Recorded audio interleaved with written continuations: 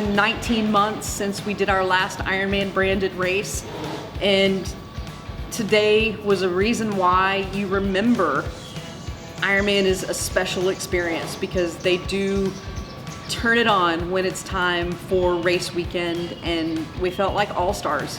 This is our first time visiting Chattanooga, Tennessee in general. So I honestly had no background knowledge of really what Tennessee's landscape was or anything about Tennessee other than, this place for some whiskey. I was honestly blown away by the gorgeous landscape, the rolling landscape, the mountainside, all the birds. So with the extra day being here, on Friday we were able to do some race reconnaissance. We were able to drive the entire 56 miles of the bike course, which I believe was very beneficial. We were able to see the two hills that were most spoken about, Andrews Hill and the climb in Chickamauga, which honestly, we got to the end of the 56-mile drive and Tiffany and I were both like, well, where was the second hill? Got to athlete check-in. We got to our slotted times that we had picked out a month ago. Got there, did that, and then we were able to get to the Airbnb and not have to worry about anything else for the rest of the day. It was just kind of whatever we needed to do around the Airbnb, just kind of relax. We were able to get in a run, a bike, and a swim, all three being very short, but I think it was very beneficial to us to be able to kind of get the legs firing, test out the water, test out the wetsuit. I believe this was probably one of our most stress-free race experiences so far, and I do believe it had everything to do with that extra day that we had getting in on Thursday as opposed to Friday. The day got started with the 1.5 mile walk to the swim start, and we knew that that was going to be part of the day, so that didn't impact anything. We took the walk, it was all good, kind of getting in our race thoughts, and we got to the start line and people were kind of pulled off to the side, putting their wetsuits on, and seemed a little disorganized that there was no formal line, but then again there were a bunch of people just standing around and the line wasn't moving, so we positioned ourselves in the line and we waited over an hour before we got into the water. Unfortunately, that was the very back of the pack, and so it put us in a bad position, and it played with me a little bit knowing that I was going to have a lot of making up to do along the way. On the swim, it was 2x2 going off the dock. There were so many variations of people getting into the water. What I did was I just kind of did a very easy dive in. I know that if I dive in full blast, sometimes my goggles kind of slip, so I tried to go in as easy as I could. Got into the river anticipating this downstream swim that was all hyped up from the get-go, and I never really felt any advantage in the water. The flow from the dam was minimal, so the 1.4 mile swim felt like a 1.4 mile swim, and that extra 0.2 miles was legit. They made hype about how it was a downstream swim, and you're gonna have that current to help you carry you through that extra 0.2 miles, because this was a 1.4 mile swim. There was no current. All it was it was an extended swim, and so I was very grateful to get out of the water, because it's not what I was hoping for with the so-called downstream factor, because there was no downstream. It was all me putting in the effort and having to put in the extra 0.2 miles. I was just ready to get out of the water. I did the best I could, trying to keep the steady run to my bike, get everything on, taking as little time as possible, and to get out on the bike course. By the time we got through T1 and onto the bike, we had to maneuver getting through and around some cyclists that, weren't going our pace, and, it just kind of set the tone for the day. In the whole lead up to the race, a lot of advice we got was to be conservative in the front part of the race, because that's where most of the uphill gain was. And so I did that, but I also utilized the hills to my advantage, trying to take the momentum down the hill into the next uphill. I don't think I stopped pedaling at any point in the race. It was like being on the trainer and trying to maximize my speed going down the hill to get me up the next one. We turned left onto Andrews Hill, which everybody was hyping up, that it was like, oh my gosh, it's short and steep, some people are gonna be walking. I didn't notice it. it wasn't the worst hill I've ever climbed. I was up it in less than 2 minutes and kept a steady pace going up, and it was fine. Another disadvantage that I experienced on the bike ride, being in the back of the pack because I started to swim so late, was so many people that were in that part of the bike course were out there for fun. And I get it, you know, we've all been there, we want to enjoy the race, but I've never experienced so many people riding side by side, a lot of people blocking. So I had to slow my momentum because there weren't necessarily a lot of opportunities to get around the riders that were riding 2 or 3 abreast. I would call out on your left. Most people were pretty cordial and saying thank you, and they would get over. I did experience a couple different instances where I tried to call on your left and it didn't work, or I would call on your left and there would be a guy not wanting to get chicked that would speed up. Even though I was clearly carrying momentum past them, they would speed up and I would have to drop back because they weren't aware of the rules that they would have to slow if you were overtaking them. Of course, I didn't want to get a penalty, so I would drop back and then I would settle in and then I would make my pass and never see them again. Yeah! Yeah! One of the best bike courses for 70.3 that I've ever done. Yes, there were some rollers and there was Andrews Hill, and supposedly there was a long, slow climb going into Chickamauga. I didn't notice it. I just did my job going down the hills and up the hills. What I was doing was I was staying focused on the downhill, trying to maintain and gain as much momentum that I could get that way would slingshot me up the hills.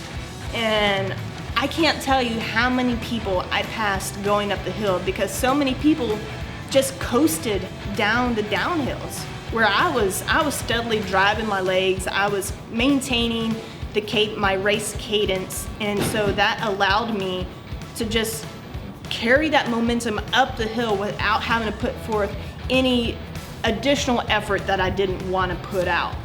Getting back to the course reconnaissance, on that last turn back onto the main highway, there was an Ironman crew out there, and I kid you not, they were out there with a leaf blower blowing all the debris off this certain curve.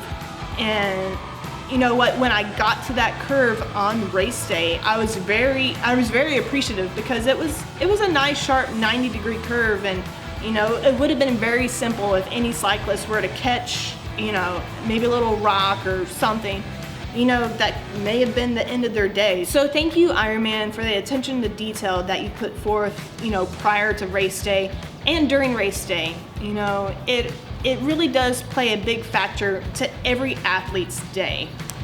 Made it back to transition, and transition is just, again, brutal because it was so big and so spread out. All I could do was just walk briskly with my bike to rack my bike and get everything transitioned so I could get out on the run.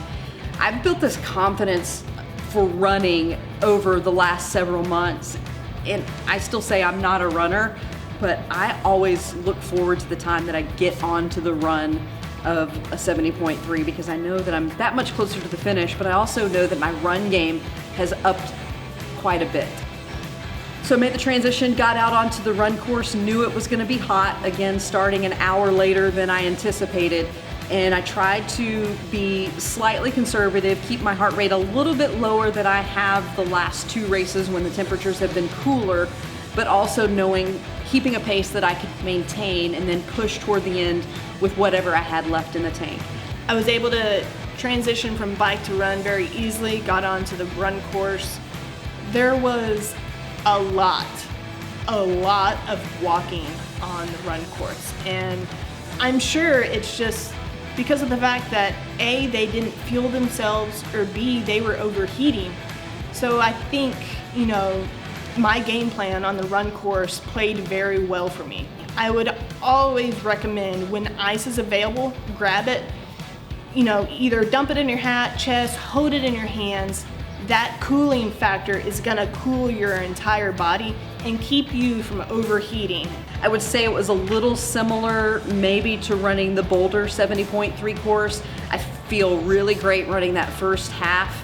of the course in Boulder, but usually the second half it hits you. So I was a little prepared that, you know, there was going to be a wall or some type of hurdle that I was going to have to deal with, but that never came.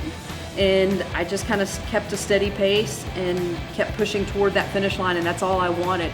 So overall, the run course was spectacular as well. Always fun reading the signs, and you know, they're all out there cheering for everyone. They're not just cheering for their one athlete, they're cheering for everyone, and it's always appreciative. 5:47.25 was my final time. One of my better times for sure, but I do know that if I had started the swim in a higher placement into the water, that my day probably would have had a bit better outcome. And that's just a lesson learned. You know, we'll take that into the next race. You know, we have got to get into the swim line at the time that we know we need to get into the swim line. And so that's what we'll take from this race. And coming into the last mile, a lot of it was downhill, and I kept telling myself, okay, this is where you turn it on full gas, you make it hurt, and you go to that finish line because you could be running into a world slot. When I looked at the finish time to see who finished behind me, I think it was a difference of 7 seconds. Now, again, finishing as low as 40th, probably not a world slot, but maybe that 7 seconds will make a difference. But it's gonna be a learning experience that I just need to push harder. I need to learn to suffer a little bit more. Again, overall, not completely satisfied, not completely happy, but there were some things out of my control that I had to deal with, but things within my control that I need to learn to do better next time. And even though it wasn't exactly what I wanted, to say I did a 6:01, you know, that's still respectable, but I think I've got something better in me, and I just need to figure out what the intangibles are that are gonna make me a better triathlete and better on race day. We got Boom! First things first, this course is amazing. The swim wasn't quite what I was expecting, but everything else was top-notch, first class. It is a course that it's fair. I did want to make a point. You know, they said it was going to be downstream, they said it was going to be hot, and they said it was going to be hilly. I don't know if I was just in a zone, but I didn't notice any of those. I don't know why. I was in the same zone then. I didn't notice any of it either. Yeah. Including the downstream. I don't know that I caught much of a current. No, I felt like it was a slow, crappy swim for me, but I'm curious to go compare my time to others and see. It wasn't what I was expecting, but you know, I didn't dwell on it. It was just time to go to work on the bike course, and I thought that bike course was super fair. I always thought Boulder was probably the best bike course, but this one takes the cake. I think everything, this is a favorite race now. I thought I executed those hills on the bike really well because I felt like a effing slingshot going up it, and I was just, I mean, it was great. It was great. And the run, I mean, it was pretty energetic. You know, it was kind of a little bit sparse, but where there was people, they were great. And there was a few sprinkled in all over, so it wasn't completely bare, but they were great. Spectators were great. Signs were great. All the athletes were cheering everyone on. I mean, I told Tiff even before we raced, you know, I could see us doing this race again and definitely doing it again. I'm proud of you. Yeah, proud of you too. Glad we get to do this. All right, Walter. Anytime you finish a race, especially the 70.3 distance, you've got to be grateful for that. And overall, that's my big takeaway, is that I'm grateful that I was able to get to the start line and make my way to the finish and cross the finish line.